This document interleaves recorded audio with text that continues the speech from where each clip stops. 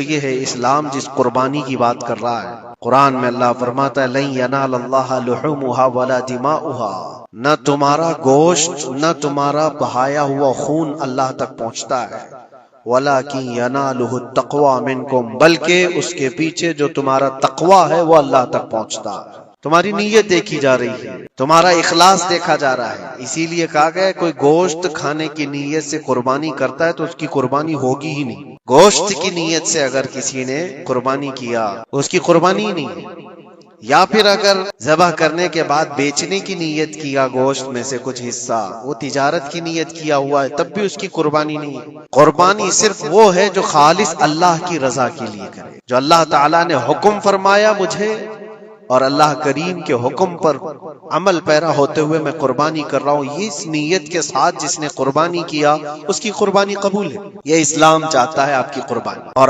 لوگوں کے دل و دماغ میں جو اکثر بیٹھا ہوا ہے وہ یہ ہے کہ موسم آ رہا ہے، سب کر رہے ہیں تو ہم کو بھی کرنا چاہیے، اور کچھ لوگ فیشن کے طور پر، کچھ لوگ بچوں کی ضد پر قربانی کر گئے۔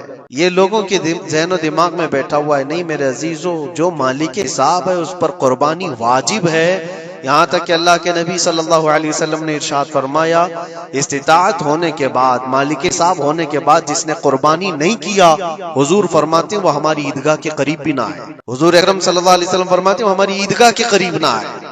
اس کے لیے دنیا میں یہ وعید ہے تو آخرت میں اس کا عذاب اور ہے۔ تیسری چیز جو پروپیگنڈا کیا پھیلا ہوا ہے قربانی کو لے کر، ایک بہت بڑا پروپیگنڈا ہے۔ اسلام کے خلاف کچھ بھی بات پھیلانے کے لیے لوگوں کو صرف ایک چھوٹی سی سوئی چاہیے کہ ان کا ایک پھیلایا ہوا یہ پروپیگنڈا کہ لاکھوں ہزاروں اینیملز اس میں کاٹ دیے جاتے ہیں، ذبح کر دیے جاتے ہیں، خون بہایا جاتا ہے، اس کا حاصل کیا ہوتا ہے؟ جیوت چیزوں کو مار دیا جاتا ہے۔ میرے عزیزوں، لوگ یہ باتیں تو صرف اور صرف اسلام کے خلاف کرنے کے لیے پھیلاتے ہیں، جبکہ میں آپ کو بتاؤں دنیا کے تقریباً مذاہب میں قربانی کا کانسیپٹ موجود ہے۔ اکثر دینوں میں وہ الگ انداز ہے، کہیں بلی چڑھانا ہو گیا ہے، کہیں دیوتا کو کچھ پیش کرنا ہو گیا ہے۔ قربانی کا کئی جگہوں پر یہ کانسیپٹ موجود ہے، لیکن کوئی اپنے گریبان میں جھانکتا تھوڑی نہ، دوسرے کے گھر میں جھانکنے کی عادت زیادہ ہوتی ہے۔ اسلام کی قربانی لوگوں کو نظر آتی ہے کہ مسلمان جتنا پریکٹیکل ہے اپنے دین پر، دنیا میں کوئی بھی اپنے دین پر اتنا پریکٹیکل نہیں ہے۔ کوئی بھی اپنے دین پر اس طرح پابندی سے عمل کرنے والا ملتا نہیں۔ جلن اسی بات کی تو ہے کہ کوئی پوسٹر نہیں لگاتے، کوئی اعلان نہیں کرتے، اور جمعہ میں پوری صفحے ان کی بھری نظر آتی۔ کون تمہیں پرچار کر کے جمعہ میں بلاتا ہے؟ وہ خالق کائنات کی طرف سے تمہارا جو لگاؤ ہے وہ جو تمہیں کھینچ کر گھروں سے مسجدوں میں لاتا ہے۔ فتنوں کا دور ہے، اس کے باوجود جمعہ میں کوئی بھی مسجد ایسی نہیں ہوگی جو خالی پڑی ہوئی۔ مسلمان آج کے دور میں بھی اپنے دین پر عمل پیرا ہے، اور یہ تکلیف کا سبب بن جاتا ہے دوسروں کے لیے۔ اسی طرح قربانی کے ایام آتے ہیں تو کچھ ماڈرن خیالات والوں کو لا کر کے ہمارے درمیان پیش کیا جاتا ہے۔ وہ ایسی میٹھی باتوں کے ذریعے سے تمہیں لبھانے کی کوشش کریں۔ اتنے پیسے خرچہ کرنے کے، 40,000 کا 50,000 کا بکرا لینے سے بہتر ہے کسی غریب کو مدد کر دیا جائے، کسی کا گھر بنا دیا جائے، کسی کا راشن پہنچا دیا جائے۔ میاں وہ سال بھر ہم کرتے ہیں الحمدللہ، قربانی کے دنوں میں ہی کیوں؟ اللہ کے نبی صلی اللہ تعالی علیہ وسلم کی حدیث سن، حضور پاک صلی اللہ تعالی علیہ وسلم فرماتے ہیں قربانی کے دن یعنی ذی الحجہ کی 10، 11 اور 12، یہ 3 دنوں کے اندر حضور فرماتے ہیں کوئی عمل دنیا میں قربانی سے زیادہ اہمیت اللہ کے نزدیک نہیں رکھتا۔ کوئی عمل اللہ کو اس سے زیادہ پیارا نہیں ہے قربانی۔ اور ایک بات میں آپ کو بتاؤں، لوگ ہمیں ظالم کی شکل میں پیش کرتے ہیں کہ کاٹ دیتے ہیں، ذبح کر دیتے ہیں۔ ہم اپنی مرضی سے اگر کاٹیں، اپنی خواہش کے لیے کاٹیں تو حرام ہے، اور جس نے خود جان ڈالا ہے اس کے حکم پر کاٹیں تو یہ حرام نہیں ہے، یہ اس کے حکم کی فرمانبرداری ہے۔ ایک بات یاد رکھو، جانور تو یہ بکرا ہو، بھینس ہو، اونٹ ہو جن کی قربانیاں ہوتی ہیں یہ الگ، جو مچھلی کھاتے ہیں اس میں بھی اگر کوئی انٹرٹینمنٹ کے لیے شکار کرتا ہے کہ اپنی تفریح قلب کے لیے، تو اس مچھلی کا شکار کرنا بھی حرام ہے۔ ہاں کھانے کی نیت ہے، تجارت کی نیت ہے تو مقصد کے تحت اگر مچھلی پکڑ رہا ہے تو اس کے لیے جائز ہے۔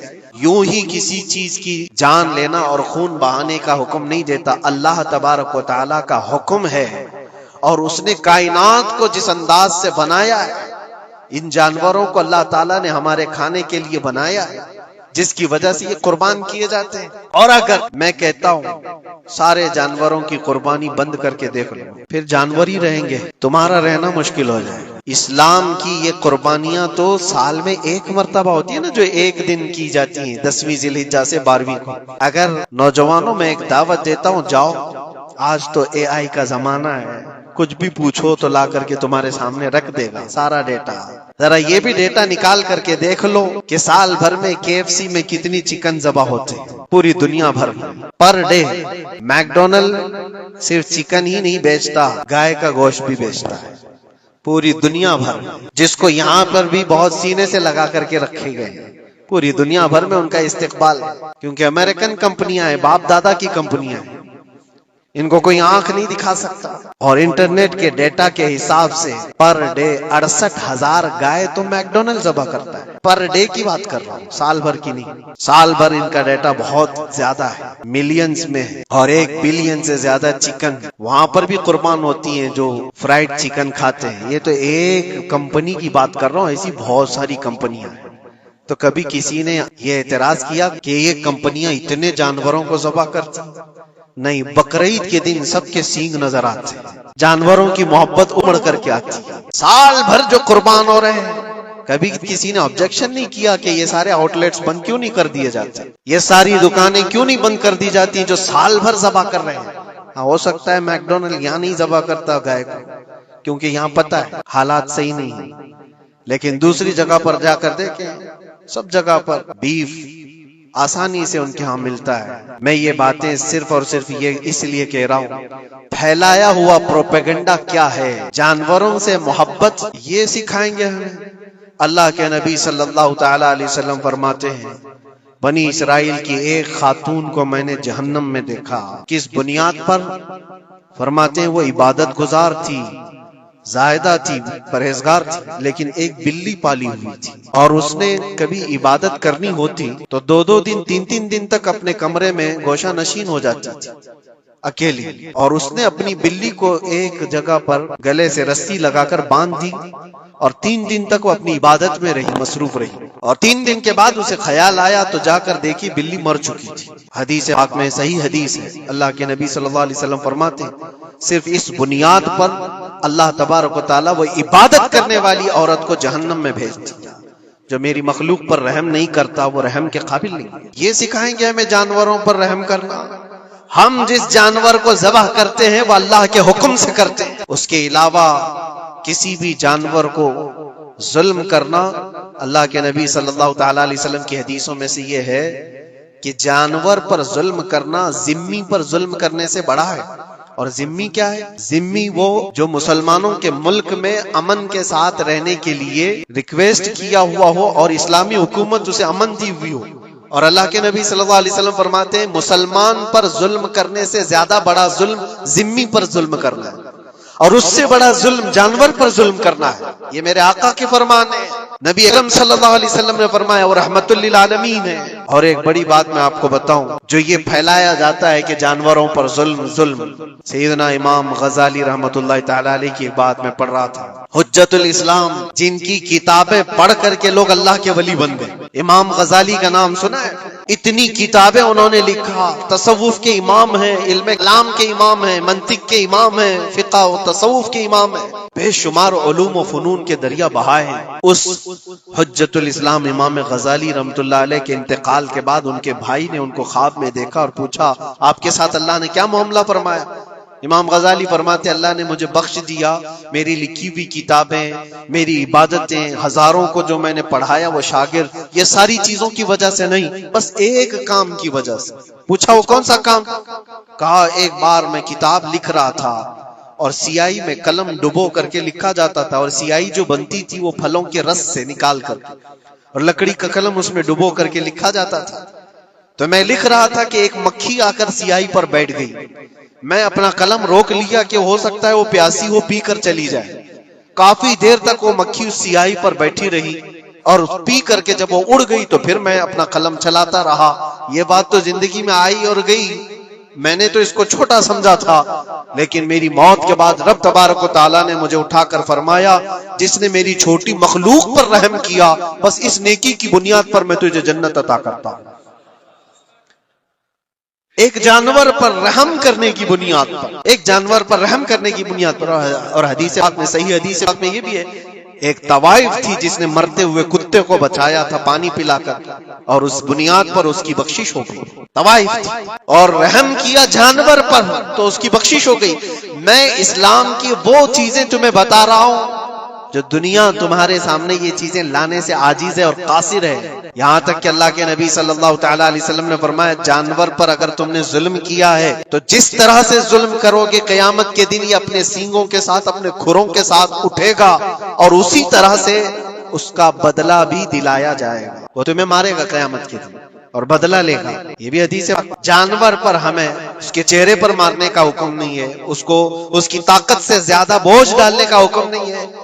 اللہ کے نبی صلی اللہ تعالی علیہ وسلم کے پاس ایک صحابی آئے، اونٹ پالتے تھے، کہا ایک اونٹ بہت سرکش ہو گیا ہے، اور جب اونٹ سرکش ہو جاتا ہے نا کسی کی کھوپڑی کھینچ لیتا ہے، ہاں وہ اسی وقت سر کو پکڑ لیا تو آدمی وہیں ختم ہو جائے، وہ کسی کے قابو میں نہیں آ رہا تھا، حضور کے پاس آئے، رسول پاک صلی اللہ علیہ وسلم نے فرمایا چلو میں چلتا ہوں دیکھتا ہوں۔ صحابہ کہتے ہیں حضور جب چلنے لگے تو ہمیں خوف ہوا، ڈر ہوا کہ یہ اونٹ بدک گیا ہے، سرکش ہے، کہیں کچھ نقصان نہ پہنچا ہے، اور تنہا میرے مصطفیٰ صلی اللہ علیہ وسلم آگے بڑھتے چلے گئے۔ صحابہ کہتے ہیں ہمیں ڈر لگ رہا تھا، لیکن میرے عزیزوں وہ رحمت للعالمین ہے، سب کی رحمت بن کر آئے۔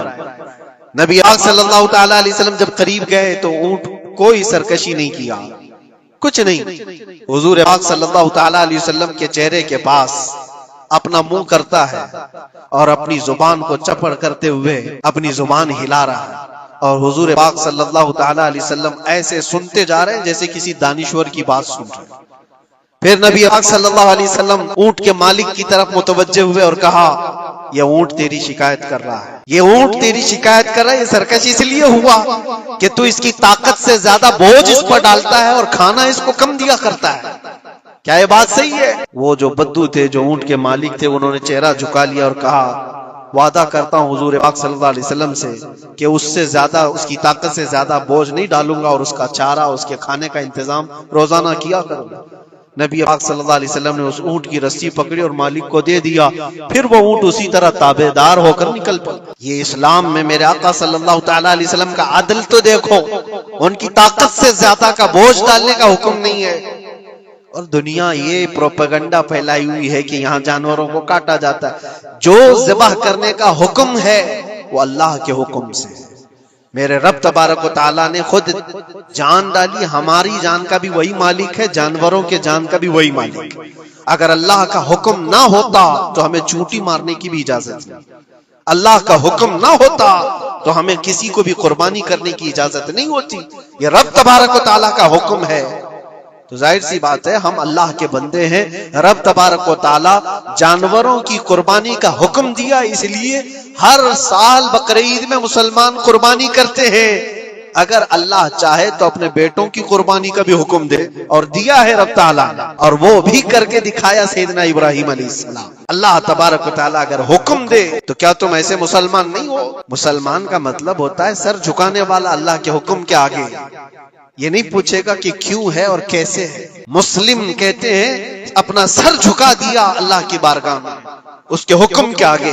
اللہ تبارک و تعالی ہماری جانوں کا مالک ہے، اگر وہ چاہتا تو ہماری قربانی کا حکم دیتا، ہمارے اولاد کا، لیکن رب تبارک و تعالی نے یہ سنت ابراہیمی پر پوری دنیا کو ثواب دینے کے لیے جانوروں کی قربانی کا حکم عطا فرمایا۔ میرے آقا صلی اللہ تعالی علیہ وسلم کے پاس ایک صحابی حضرت زید بن ارقم آئے اور پوچھا یہ قربانی کیا ہے میرے آقا؟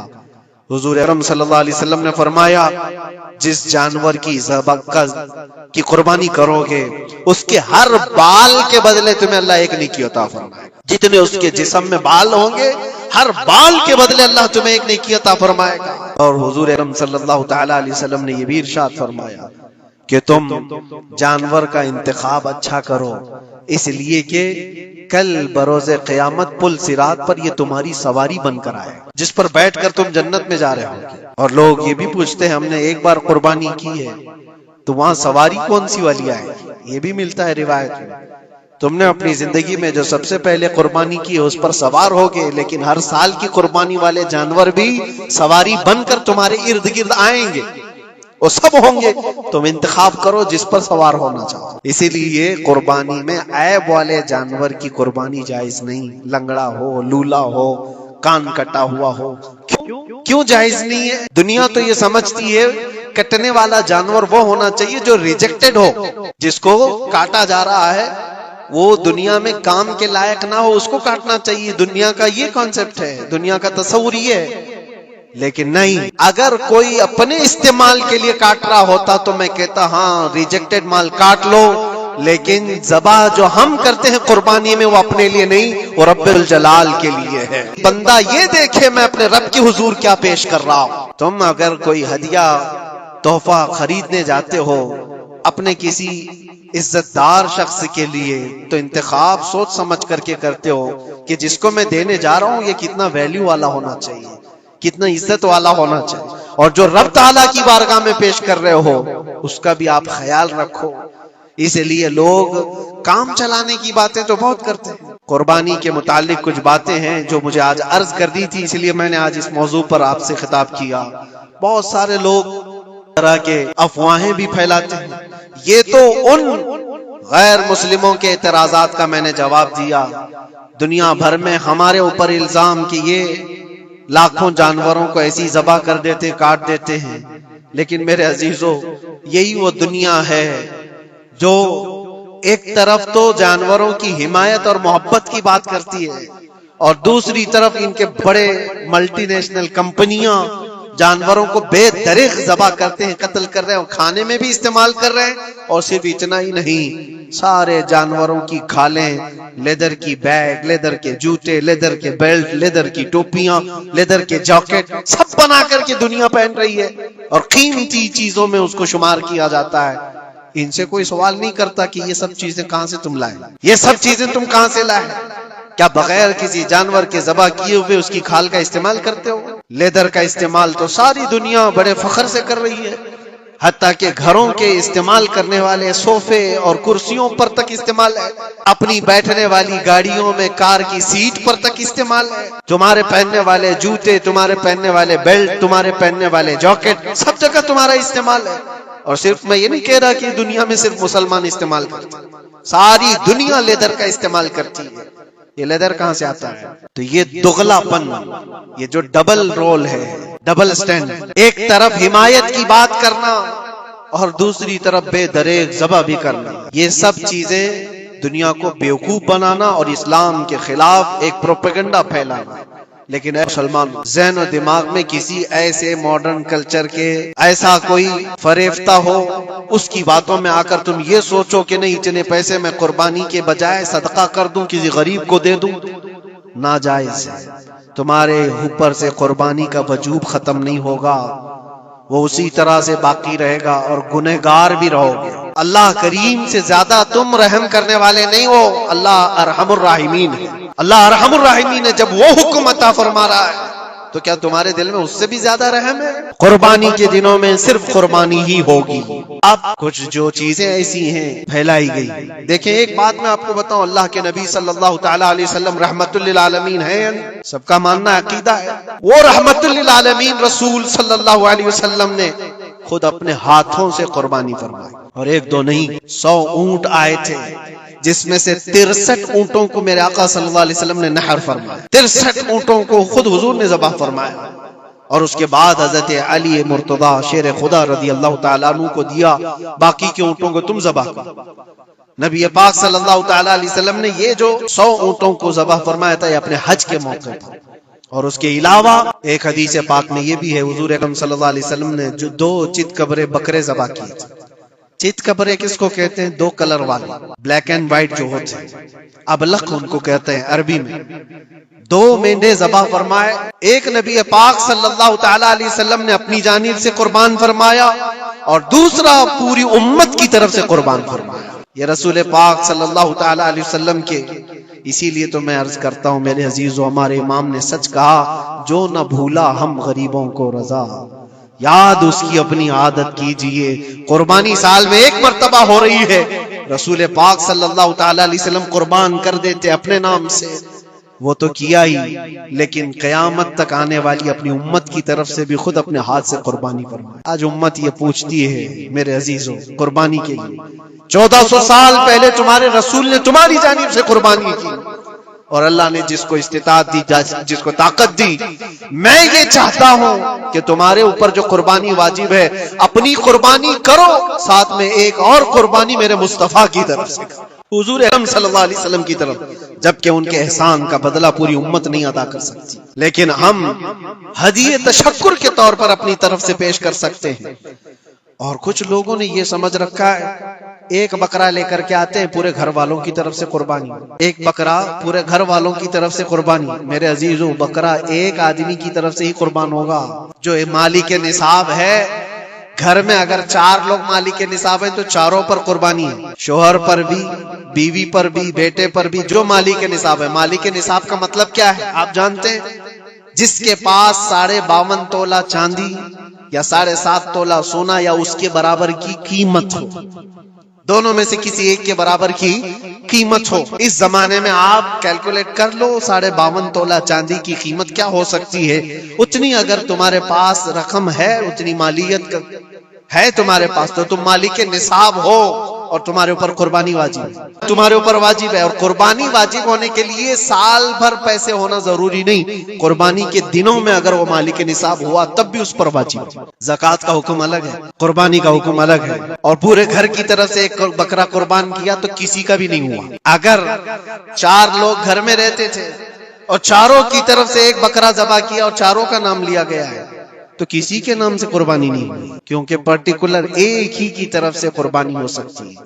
ہاں بڑے جانور میں 7 حصے ہو سکتے ہیں، وہ اونٹ ہوا یا بیل بھینس، یہ جو بڑے جانور ہیں ان جانوروں میں 7 حصے ہو سکتے ہیں اور ان میں شریک ہونا جائز ہے، لیکن 7 لوگ جو شریک ہو رہے ہیں ان کے لیے بھی شرط ہے کوئی ایک بندہ بھی اس میں غلط عقیدے والا بھی نہ ہو اور گوشت کی نیت سے شریک نہ ہوا ہو، بلکہ سب قربانی کی نیت سے آئے ہوں تو سب کی قربانی ہوگی، یہ خیال بھی رہے ضروری ہے۔ اب حالات ایسے آ گئے کہ سب کے لیے ایک بکرا لینا اگر طاقت کے بھر نہیں ہے، استطاعت نہیں ہے، تو وہ بڑے جانور میں حصہ لے سکتے ہیں، جہاں پر یہ قربانیاں ہو رہی ہیں شریک ہو سکتے ہیں۔ کچھ لوگوں نے یہ پروپیگنڈا بھی پھیلایا ہے ہمارے درمیان میں سے کہ بڑے کی قربانیاں جو ہوتی ہیں اجتماعی قربانیاں، یہ جائز نہیں ہے، آدمی کو اپنی قربانی کے وقت سامنے ہونا ضروری ہے، ایسی باتیں پھیلائی گئی ہیں۔ میں آپ کو حدیث پاک سناتا ہوں۔ اللہ کے نبی صلی اللہ تعالی علیہ وسلم نے ارشاد فرمایا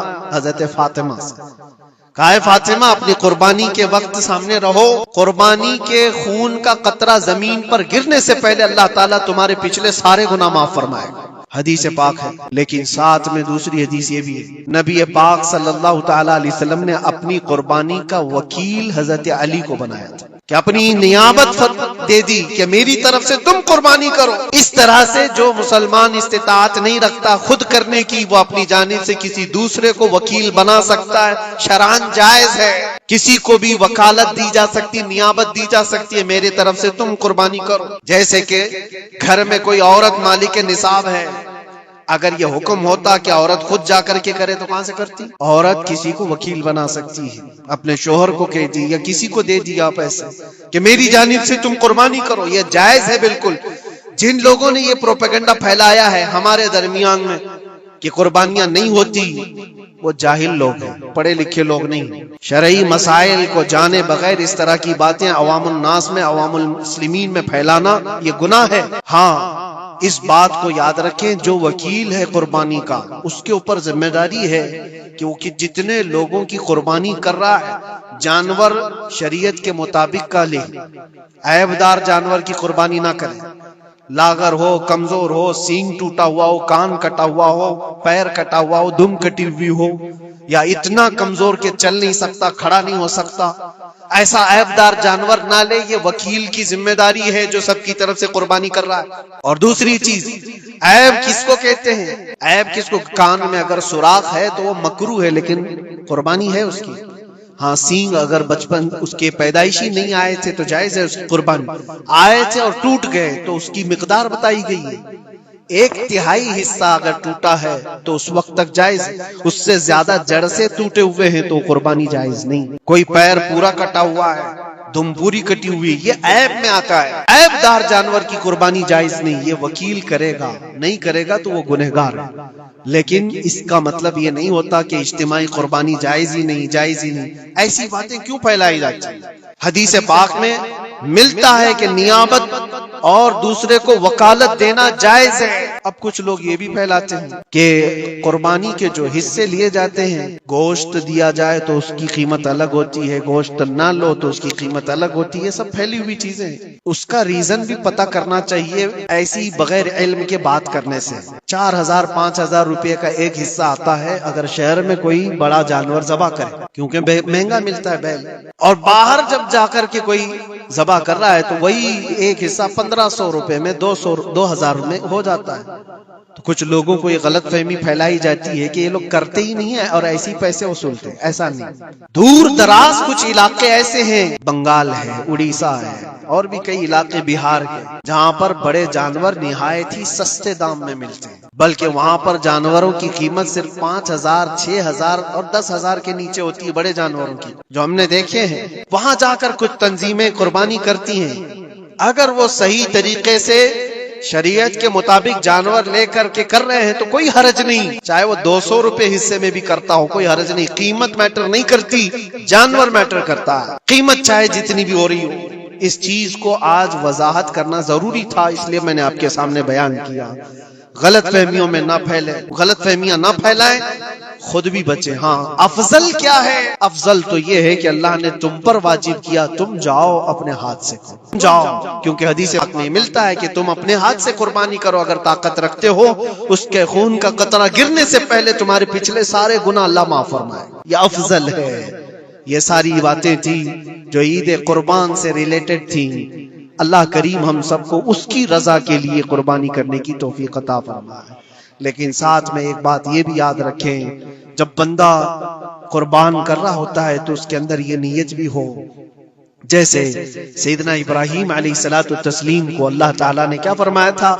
4 پرندے لو، ان کو ذبح کرو، ان کے سر اپنے پاس رکھو، ان کا قیمہ بنا کر 4 پہاڑوں پر رکھاؤ، اور پھر ان پرندوں کا نام لے کر کے بلاؤ، وہ زندہ ہو کر کے آ جائیں گے۔ کیونکہ ابراہیم علیہ السلام نے اللہ سے پوچھا تھا کہ اللہ تم مرنے کے بعد لوگوں کو زندہ کیسے کرتا ہے، میں دیکھنا چاہتا ہوں۔ تو رب تعالیٰ ان کو پریکٹیکل دکھانا چاہ رہا تھا کہ جاؤ ٹھیک ہے، ذبح کرو 4 پرندے اور ان کا قیمہ بنا دو، سر ان کے اپنے پاس رکھ لینا، اور ان کا قیمہ 4 پہاڑوں پر رکھ کر آؤ، اور پھر آ کر ان سروں کے پاس کھڑے ہو کر ان پرندوں کے نام لے کر بلاؤ، وہ آ جائیں گے۔ ابراہیم علیہ السلام نے اسی کیا، 4 پرندے لیے تھے۔ کیا لیے تھے آپ کو میں بتاؤں، ایک مرغا تھا، ایک کوا تھا، ایک کبوتر تھا، اور ایک مور تھا۔ پرندوں کے نام یاد رکھ لیں، کوا ہے، مرغا ہے، کبوتر ہے اور مور ہے۔ چاروں کو ذبح کیا، ان کے سر اپنے پاس رکھے اور جسم کے سب قیمہ بنا دیا، اور 4 جگہ پر مکس کر کے ان کو رکھا ہے۔ پھر آ کر یہاں کھڑے ہوئے اور پکارا ان پرندوں کا نام لے کر، اللہ کے حکم سے آ جاؤ۔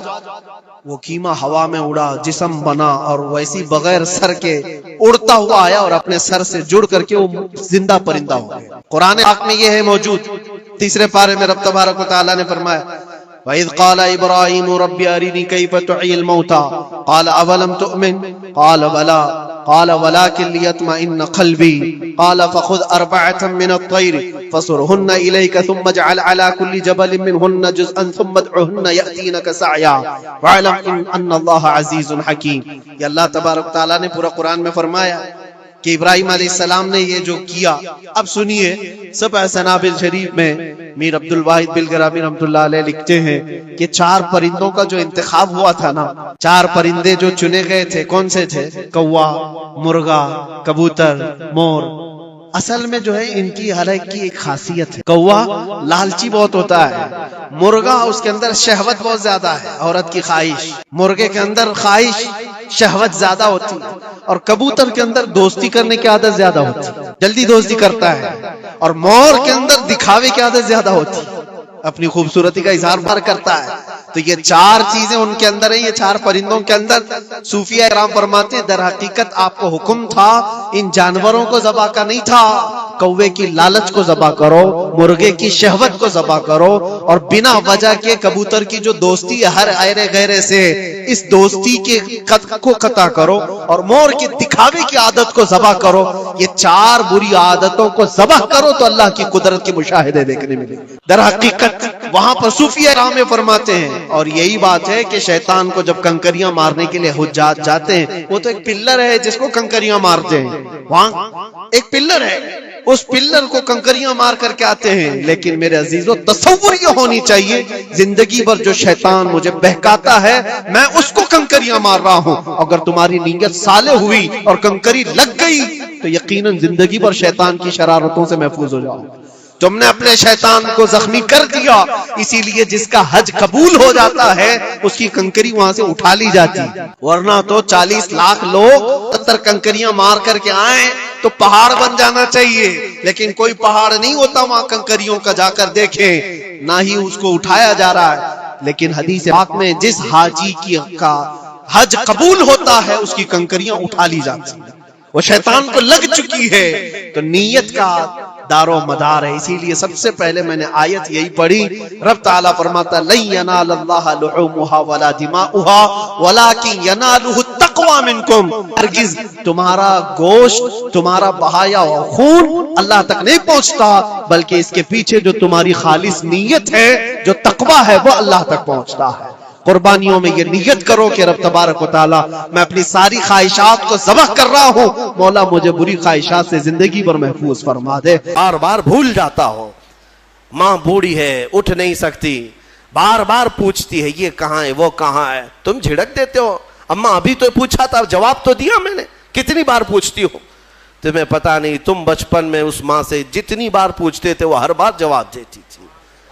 اپنے باپ سے پوچھو جب تم چھوٹے تھے کسی چیز کو دیکھ کر بار بار پوچھتے تھے، باپ تمہیں بار بار بتاتا تھا، لیکن تم سے اب سہا نہیں جاتا، ایک بار سوال کرنے کے بعد پھر دوسری بار وہ سوال کرے تو کہتے ہو بھولنے لگ گئے، باپ ہمارے بیمار ہو گئے ہیں، لوگوں کے سامنے نہیں لاتے، بے عزتی ہو جائے گی۔